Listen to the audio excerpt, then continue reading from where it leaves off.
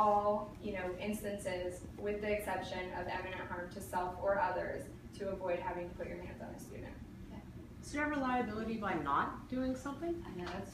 Well, you are doing something, right? So instead, you're not just standing against the wall waiting for them to fall off the boat, or standing against the ferry waiting for them to run off the ferry. You're giving them a directive to stop running around the ferry, to move on to another activity. You're directing them to do some other activity. You can divert behavior. You all are parents. You're skilled at diverting a child when they're really interested in something. You can often divert even the most extreme circumstances.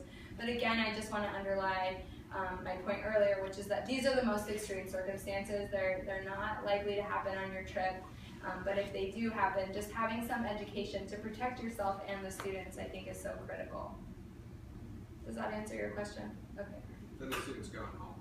Right, of course, and that's the other important piece, is that in your Canoe Island behavior guidelines, it does say what a student needs to do, well, what a family has to do for a student that's not behaving, and that is that family pays for that student to go home on their own accord. And so, as I mentioned when we started this conversation, it's so critical that you know both state law and district requirements, but it's also critical that you know what the behavior expectations are for the trip itself, so that you're armed with, what do I do when this kid is running back and forth? How am I going to intervene in a way that is safe for me and safe for the student?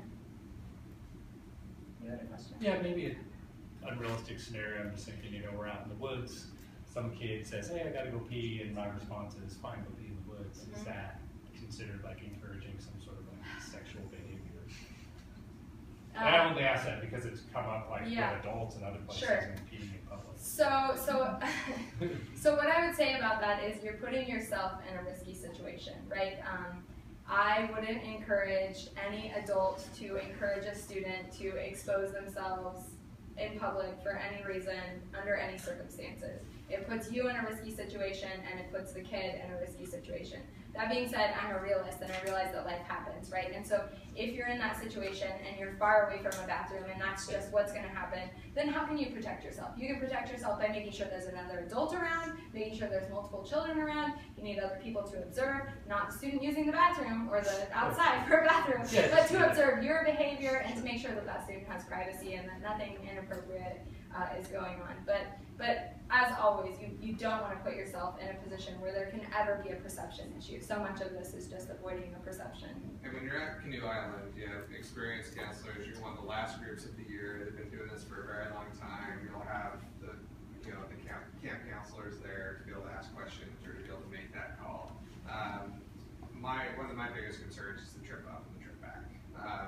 You making the transition to the boat and off the boat, those sort of critical points where you're moving from one vehicle to another, making sure that you're organized and you have your routines down and ready. But when you're at the site, you're going to have all the support there with folks who do this all summer long and for years and years. So I think you'll be in good hands when you're up there. I think the students will be in good hands as well. I think that they're lucky to have chaperones who are willing to come to this training an hour out of your day in addition to going up on the field trip with them. So if you have any other questions, please don't hesitate to contact me or Eric. I'm happy to answer questions. Eric is really the expert in this area though, so I would first recommend contacting Eric, and then we'll filter up to me if you have other questions.